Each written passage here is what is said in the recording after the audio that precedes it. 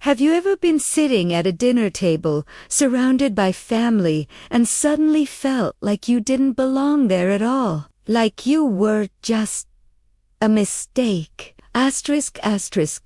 My name is Rachel, and I'm 27 years old. ***. Before we continue, let me know in the comments what time are you watching this video, and where are you watching from? Don't forget to subscribe if you haven't already. Your support means everything to me. Now, let me take you back to that night. The night that changed everything. It was supposed to be a celebration. My younger brother, Jason, had just gotten promoted to senior manager at his tech company. My parents had organized this elaborate dinner at their house. The fancy china was out, the expensive wine was flowing, and everyone was dressed up like we were attending some kind of awards ceremony. Everyone except me. Apparently, I'd driven 3 hours from the city to be there. I'd left work early, fought through Friday traffic, and even stopped to pick up Jason's favorite cake from that bakery he loves. I thought I was being a good sister. I thought I was doing the right thing. But from the moment I walked through that door, I could feel it. That familiar tension, that look in my mother's eyes. That said I'd somehow already disappointed her just by existing. "Rachel," she'd said, her voice dripping with that fake sweetness she reserved for moments when other people were watching. "You made Italiano. I wasn't sure you'd actually show up." I should have left right then. I should have turned around, gotten back in my car, and driven home. But I didn't. Because despite everything, despite years of being treated like I was somehow less than, I still held on to this stupid hope that maybe, just maybe, things would be different. They weren't.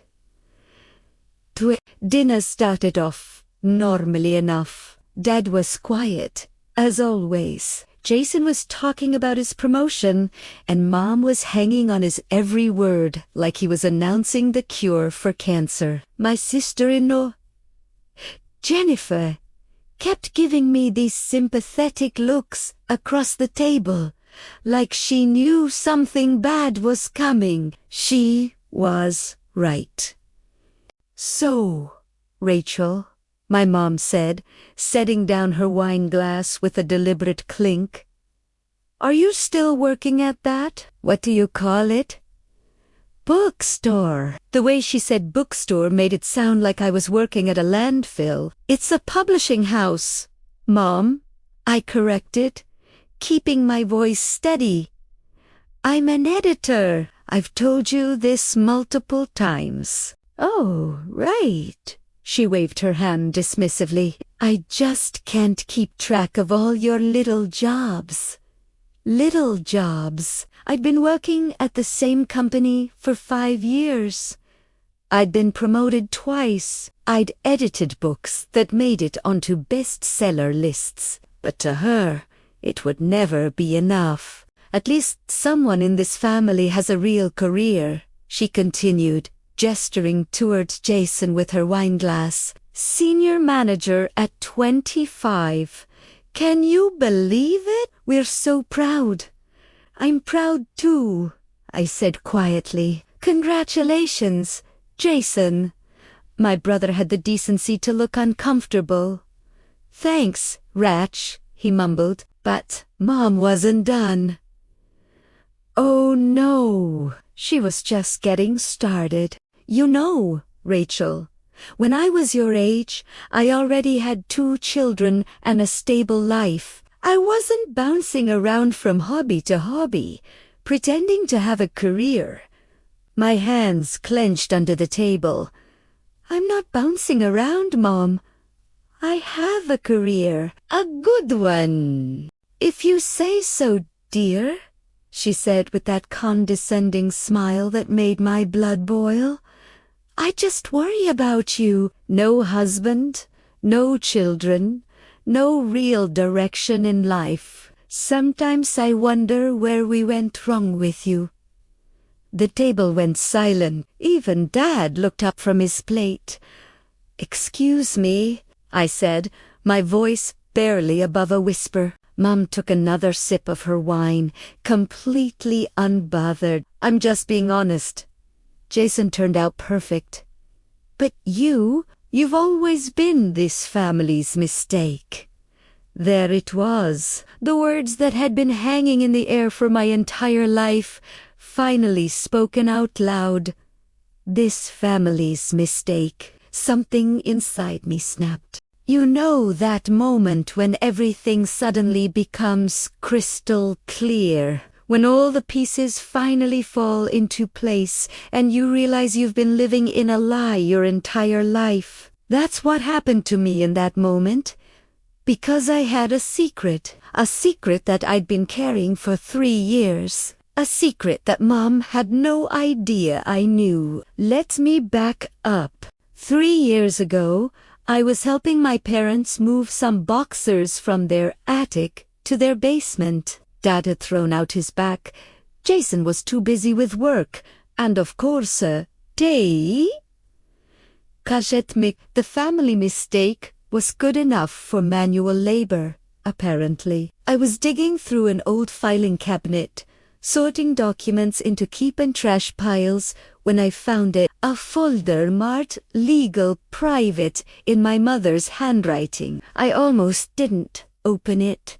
Almost. But something told me to look. Maybe it was intuition. Maybe it was just curiosity. Whatever it was, I opened that folder, and my entire world shifted. Inside were legal documents, adoption papers, to be specific, but not for me or Jason. For my mother. My mother was adopted, and not just adopted, she'd been adopted out of foster care at age 14 after being removed from an abusive home. Her biological parents had been arrested for neglect and substance abuse. She'd spent years in the system before my grandparents took her in. My perfect, judgmental, holier-than-thou mother had the exact same unstable background she'd always criticized other people for having. But that wasn't even the worst part. There were letters in that folder. Letters from her biological sister. My biological aunt, who had been reaching out for years, trying to reconnect. Letters that went back over 2 decades. And in every single one, my mother had written return to sender and never opened them. Her own sister, her own blood, rejected over and over again because Mom was too ashamed of where she came from to acknowledge it. I'd taken photos of everything with my phone. I don't know why. Maybe I knew that someday I'd need proof. Maybe I just wanted to understand the woman who'd spent my entire life making me feel worthless. I never told anyone. Not Dad, not Jason, not even my best friend. I just carried it. This weight, this knowledge that the woman who'd spent my entire life judging everyone else was living the biggest lie of all. And now, sitting at that dinner table, being called this family's mistake in front of everyone, I realized something. I was done carrying her secrets. I was done protecting someone who'd never protected me. I was done being the mistake. Actually, Mom, I said, my voice steady despite my shaking hands, since we're being honest tonight, let's talk about mistakes. Her eyes narrowed. Excuse me, I pulled out my phone. My finger hovered over the Photos app where I'd stored those pictures from the attic. 3 years of silence, about to end in one moment. Let's talk about the real mistake in this family. I continued. The lie you've been living for over 40 years. Dad's fork clattered onto his plate. Jason's eyes went wide. Mom's face went from smug to pale in about 2 seconds. "Rachel," she said, her voice sharp, "I don't know what you think you're doing, but I'm doing what you've always done." "Mom," I interrupted, "I'm being honest." Jennifer leaned forward, clearly invested now. Dad just sat there, frozen. 3 years ago, I said, my voice getting stronger with each word. I found something in the attic, something you never wanted anyone to know about. Mom's hand shot across the table like she was going to grab my phone, but I pulled it back. "Did you really think you could hide it forever?" I asked. "Did you really think that pretending you came from some perfect background would make it true?" "Rachel, stop this right now," Mom hissed. "But I was just getting started." "You were adopted," I said, the words hanging in the air like a bomb waiting to explode. The silence that followed was deafening. Mom's face went through about 5 different emotions in 3 seconds. Shock, rage, fear, denial, and then back to rage. "How dare you?" she whispered, but her voice was shaking. "How dare I?" I laughed, and it came out bitter. "How dare you? You've spent my entire life making me feel like I wasn't good enough. Like I was somehow broken or wrong or a mistake. And this whole time, you were hiding the fact that you came from the exact same kind of unstable background you always judged other people for having." Dad's face had gone completely white. "Margaret," he said quietly, "is this true?" Mom's eyes were darting between all of us like a cornered animal. "This is a private family matter. Rachel had no right to go through my personal documents. You had no right to call me a mistake," I shouted, surprising even myself. "You had no right to spend 27 years making me feel worthless." Jason finally found his voice. Wait, Mom, you're adopted. Why didn't you ever tell us?" "Because it's none of your business," Mom snapped. "My past is my own. I don't owe any of you an explanation for. But you owe Rachel an apology," Jennifer said quietly. Everyone turned to look at her. She shrugged. "I'm sorry, but someone had to say it. The way you treat her isn't okay, Margaret. It's never been okay." "Stay out of this," Mom hissed. "No," I said firmly. "She's right." "You know what the saddest part is, Mom? It's not that you were adopted. It's not that you came from a difficult background. It's that instead of learning compassion from what you went through, you became exactly like the people who judged you." I pulled up one of the photos on my phone, a letter from her biological sister. "Do you want to know what else I found?" I asked. "Letters. Dozens of letters from your sister, your own blood, trying to reach out, trying to reconnect, and you sent every single one back unopened." Mom lunged across the table, trying to grab my phone, but Dad caught her arm. "Margaret, sit down," he said, and his voice had an edge I'd never heard before. "She had a sister?" Jason asked, looking genuinely confused. "We have an aunt," had Ma uncorrected bitterly, finally slumping back into her chair. "She died 5 years ago. I got a notification from her lawyer." The room went silent again. "You knew she died," Primera sighed slowly, the pieces clicking together. and you still never acknowledged her. You let your own sister die, thinking you wanted nothing to do with her. You don't understand, Mom said, but her voice had lost its fight.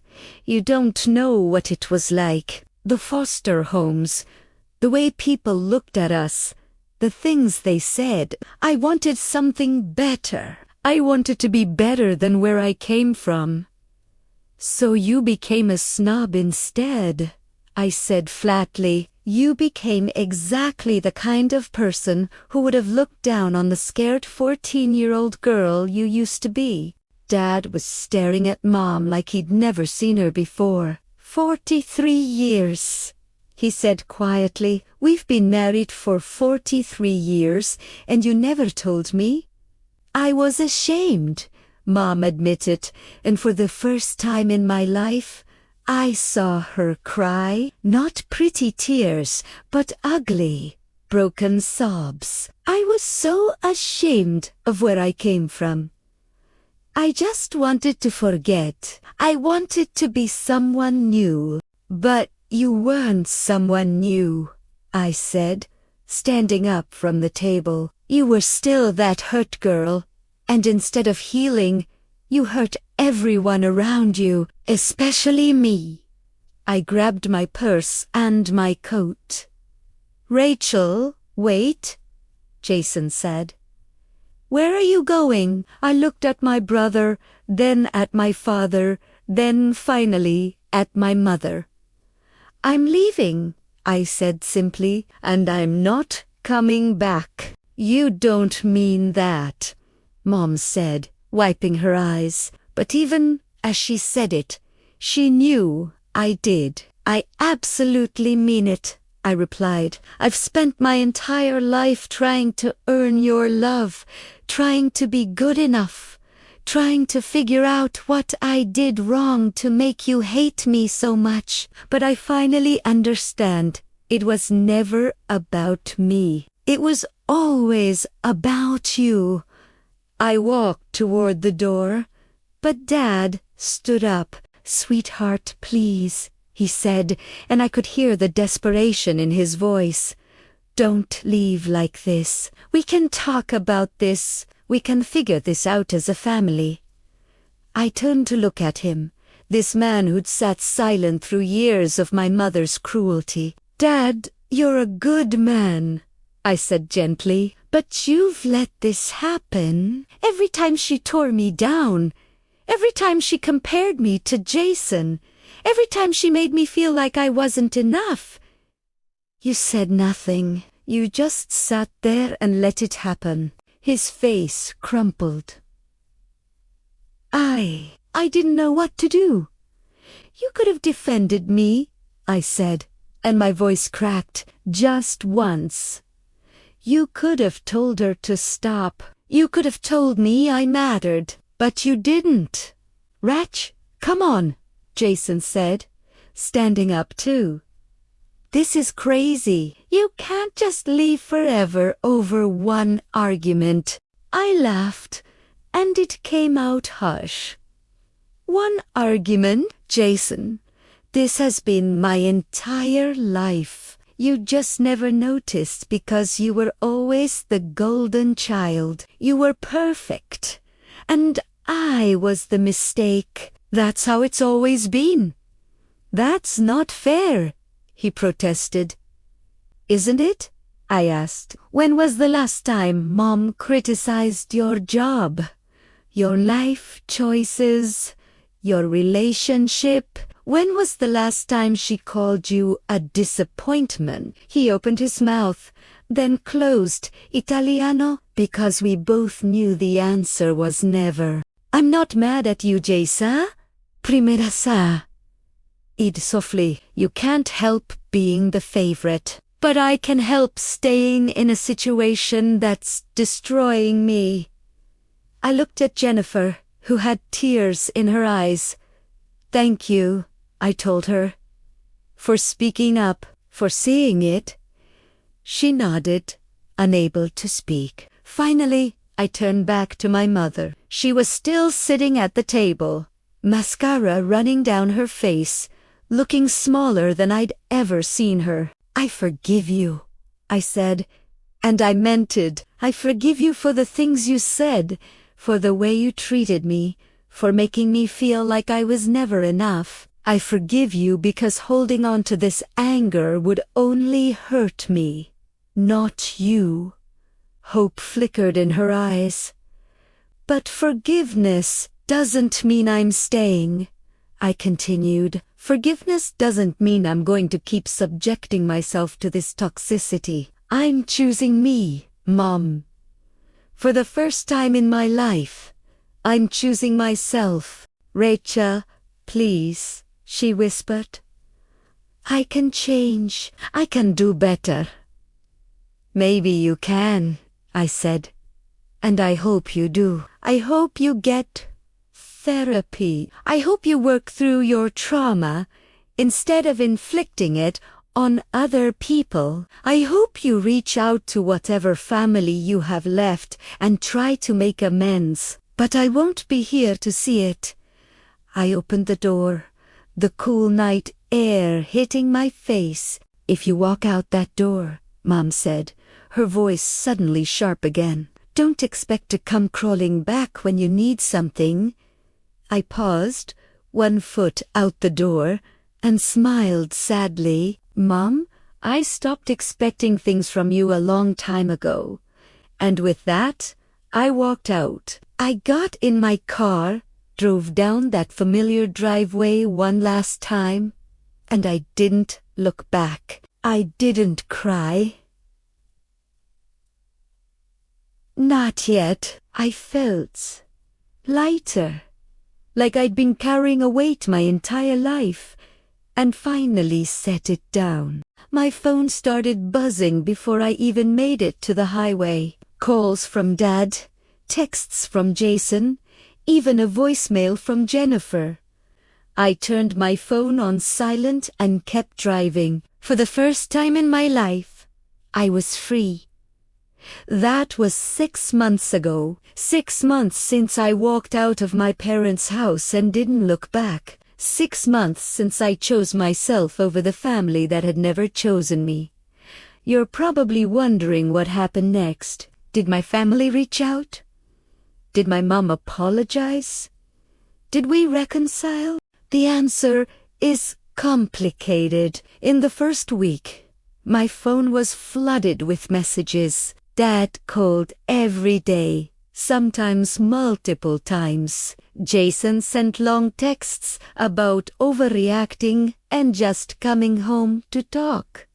Even Jennifer reached out, though her messages were more supportive than demanding. Mom didn't contact me at all. I moved to a new apartment in a different part of the city. I didn't tell anyone in my family the address. I needed space, both physical and emotional, to figure out who I was without the constant weight of their judgment. Therapy helped a lot. My therapist helped me understand that what I'd experienced was emotional abuse. Plain and simple. She helped me see that the mistake wasn't me. It was how I'd been treated. Work became my sanctuary. Remember that little job my mom had dismissed? I threw myself into it. I edited 3 books that made it onto the New York Times bestseller list. I got another promotion. I proved to myself what I'd always known, but never quite believed I was good at what I did. About 3 months after I left, Dad showed up at my office. I was shocked to see him there, standing in the lobby, looking older and more tired than I remembered. "We went to a coffee shop nearby," he cried. He apologized for not standing up for me, for letting things go on as long as they did. He told me that my leaving had been a wake-up call for the whole family. "Your mother started therapy," he said quietly. "After you left, she had a complete breakdown. She's been going twice a week." "That's good," I said. And I meant it. I hope it helps her. She wants to talk to you, he added, when you're ready. I wasn't ready then. I'm not sure I'm ready now. Jason reached out to.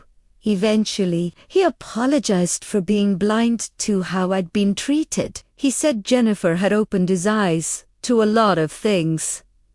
They're expecting a baby now, a girl. He asked if I'd be willing to be her aunt. I said I'd think about it. The thing is, walking away doesn't mean you stop loving people. It just means you love yourself enough to remove yourself from harmful situations. I still love my family, but I love myself more now. I've started dating someone, a kind, gentle person who thinks my job is fascinating and who's never once made me feel like I'm not enough. I've made new friends who celebrate my successes instead of diminishing them. I've started writing my own book, something I'd always dreamed of but never had the confidence to try.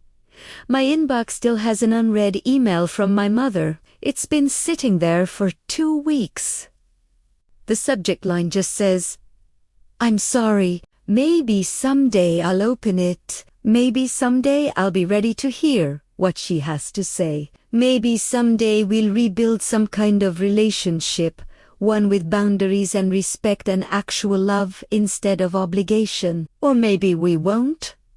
And I'm okay with that, because here's what I've learned.